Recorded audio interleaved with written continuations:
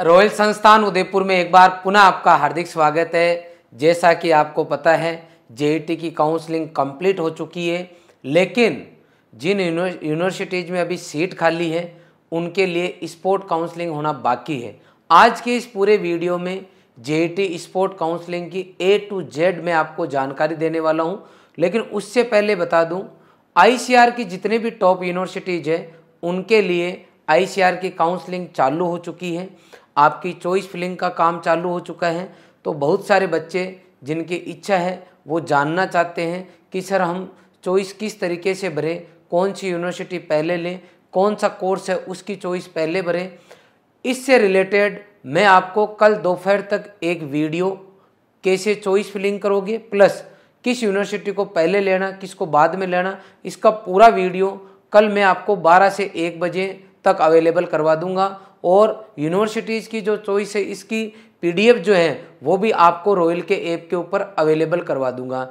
मैं पूरा एनालिसिस कर रहा हूँ, हमारे सभी बच्चों से बातचीत करने के बाद में पूरा एनालिसिस करने के बाद में आपको जो है वो लिस्ट अवेलेबल करवाएंगे ताकि किसी भी तरह की आपको कोई प्रॉब्लम नहीं हो, क्योंकि उसकी डेट 15 तारीख है, इसलिए अभी अपने पास समय है। तो आप कल तक का वेट करें। इसके अलावा अब बात करेंगे अपन जेट स्पोर्ट काउंसलिंग की। तो सबसे पहले इससे रिलेटेड आपके मन में जो भी डाउट है मैं एक एक करके क्वेश्चन फॉर्मेट में लूँगा और उनका तुरंत आपको आंसर दूंगा। सबसे पहले तो पहला क्वेश्चन ये है कि सर स्पोर्ट काउंसलिंग कब से शुरू होगी। तो आपकी जो स्पोर्ट काउंसलिंग है वो आपकी 12 तारीख से मतलब आज से शुरू हो गई है, जो कि आपकी उसकी लास्ट डेट है 16 अक्टूबर। आज से लेके 16 तारीख तक आपकी स्पोर्ट काउंसलिंग के लिए आप जो है चॉइस फिल कर सकते हो, यूनिवर्सिटीज़ कॉलेज की चॉइस ले सकते हो। इसके बाद में ये है कि सर अगर मैंने चॉइस फिल की और अगर कोई एरर रह गई तो इसको मैं कब तक एडिट कर सकता हूँ। तो एडिटिंग का ऑप्शन है वो 17 तारीख का है आपके पास, 16 के जस्ट अगले ही दिन।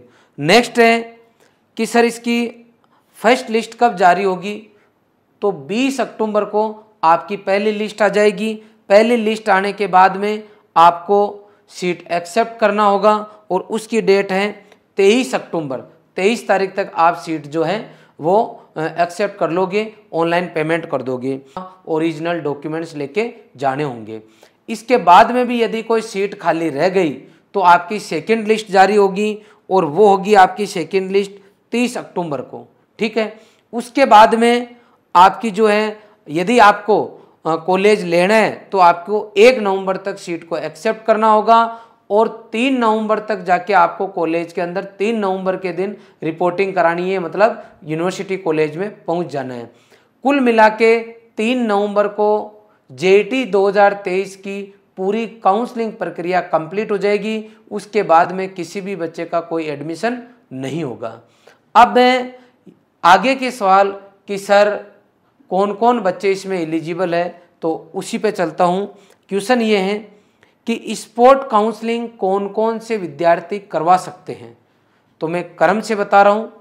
नंबर 1, यहाँ पे मैं आपको पेमेंट भी साथ में बताऊंगा कि स्पोर्ट काउंसलिंग करवाते वक्त कितना पैसा लग रहा है। तो स्पोर्ट काउंसलिंग के अंदर आपके वापस 5,000 रुपये लग रहे हैं। कितने लग रहे हैं? 5,000 रुपये लग रहे हैं। पहली काउंसलिंग अपन ने करवाई थी तब कितने लगे थे? तब भी 5,000 रुपये लगे थे। अब नंबर 1, इसमें कौन कौन पार्टिसिपेट कर सकता है। तो पहला, जिसने पहली काउंसलिंग करवाई नहीं, पिछली बार जिसने कोई काउंसलिंग नहीं करवाई, पहली काउंसलिंग में भाग नहीं लिया, वो बच्चा इसमें पार्टिसिपेट कर सकता है। 5,000 रुपये उस बच्चे के लगेंगे।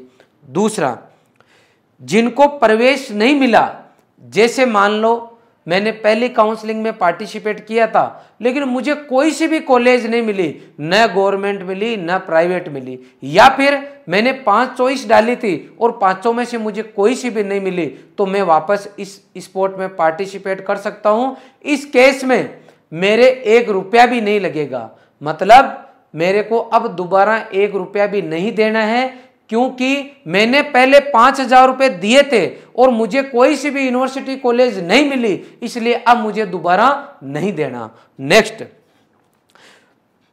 ऐसा कोई बच्चा जिसको पहली काउंसलिंग में कॉलेज मिल गई थी और वो रिपोर्टिंग कराने किसी कारण से नहीं जा पाया, मान लो कोई कैजुअलिटी होगी, डॉक्यूमेंट्स प्रॉपर नहीं थे, कोई भी XYZ कारण हो सकता है। जैसे मान लो मुझे बीकानेर मिला था और मुझे जाना था वहाँ 5 या 6 अक्टूबर को, लेकिन किसी कारणवश मैं नहीं गया, मतलब मैं रिपोर्टिंग से वंचित रह गया, नहीं जा पाया मैं, तो अब मैं दोबारा करवा सकता हूँ, लेकिन मेरे 5,000 रुपये लगेंगे। सर मैंने 5,000 रुपये दिए थे और मुझे बीकानेर मिली थी और अब मैं जाऊँ, अब मैं स्पॉट कराऊंगा तो क्या दोबारा 5,000 रुपये मेरे लगेंगे? हाँ बिल्कुल, आपके 5,000 रुपये दोबारा लगेंगे, क्योंकि उन्होंने पहले ही कहा था कि यदि आपको एक बार कॉलेज मिल गई और आप एडमिशन नहीं भी लेते हो तो भी आपके 5,000 रुपये जो है जमा हो जाएंगे, पुनः वापस नहीं लौटाए जाएंगे। नेक्स्ट, ऐसे बच्चे जिन बच्चों को कॉलेज यूनिवर्सिटी मिल गई थी, जैसे मान लो मुझे जॉबनेर मिल गया था,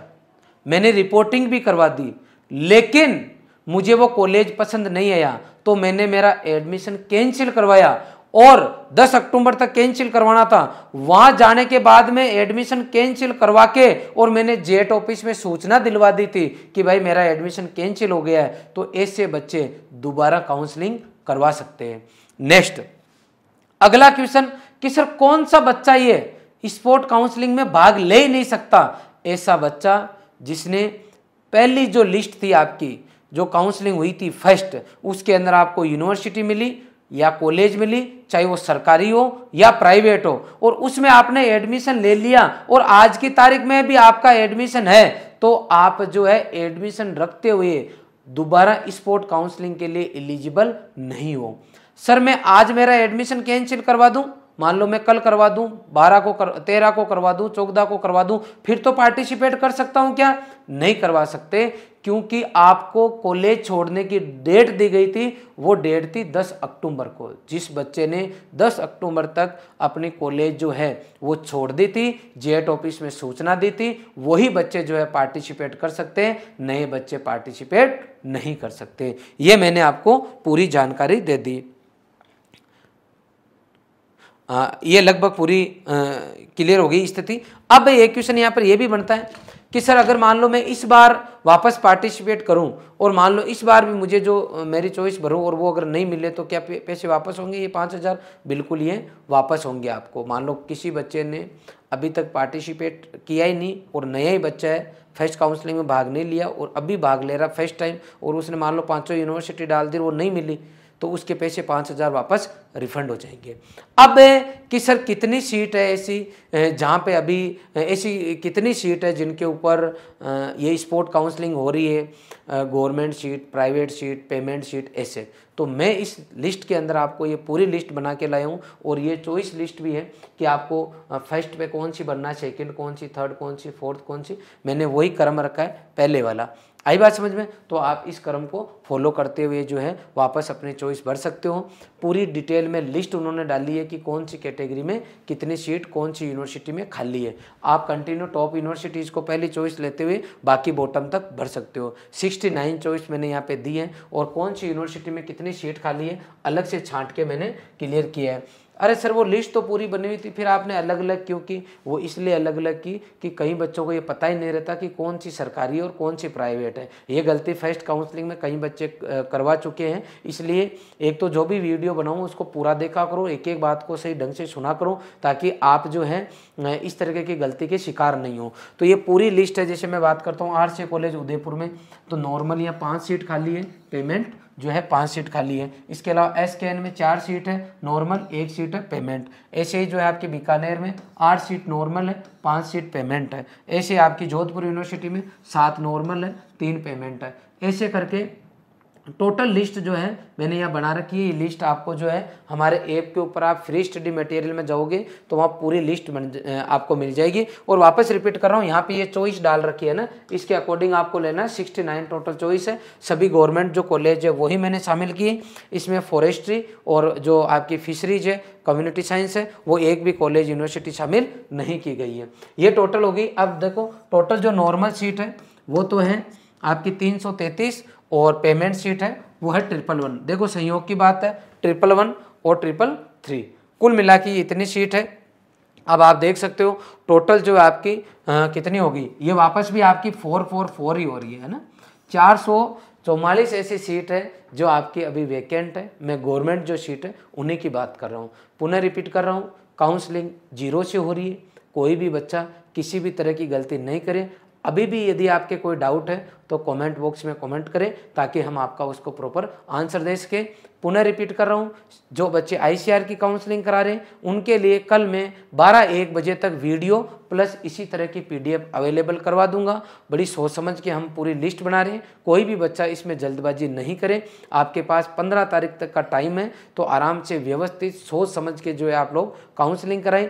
जब तक आपको ICAR में अच्छी यूनिवर्सिटी कॉलेज नहीं मिल जाती है तब तक जेट के अंदर किसी भी बच्चे को जो है अपने डॉक्यूमेंट्स नहीं निकलवाने हैं। अब कई बच्चे ये भी पूछ रहे हैं कि सर मेरी CUT के अंदर 5000 रैंक है या 4000 रैंक है, क्या मुझे जेट की काउंसलिंग, स्पोर्ट काउंसलिंग करवानी चाहिए? तो मैं आपको क्लियर कर देता हूँ, अगर आपके जेट में ठीक नंबर है तो आपको जेट की काउंसलिंग करा के और उसमें एडमिशन लेना चाहिए, अगर ठीक अच्छे नंबर है तो। और CUT में भी मान लो आपके फॉर एग्जाम्पल आपकी जो रैंक है अगर वो 3000 के बाहर है, यदि रैंक आपकी 3000 के बाहर है और JET में अगर आपके 200 प्लस नंबर है तो आपको JET वाली को पहले प्रायोरिटी देनी चाहिए और उसके बाद में CUT की जो आपको ICAR की जो कॉलेज मिल रही है उसको अपन बाद में देखेंगे कौन सी मिल रही है, उसके लिए क्या करना। इसके लिए आप अपने डॉक्यूमेंट्स को स्कैन करके जरूर रखें, ठीक है बेटा। इसके अलावा भी अगर कोई आपके डाउट है तो आप कॉमेंट बॉक्स में कॉमेंट जरूर करें। आपने पूरा वीडियो देखा इसके लिए आपका बहुत बहुत आभार। Thank you very much.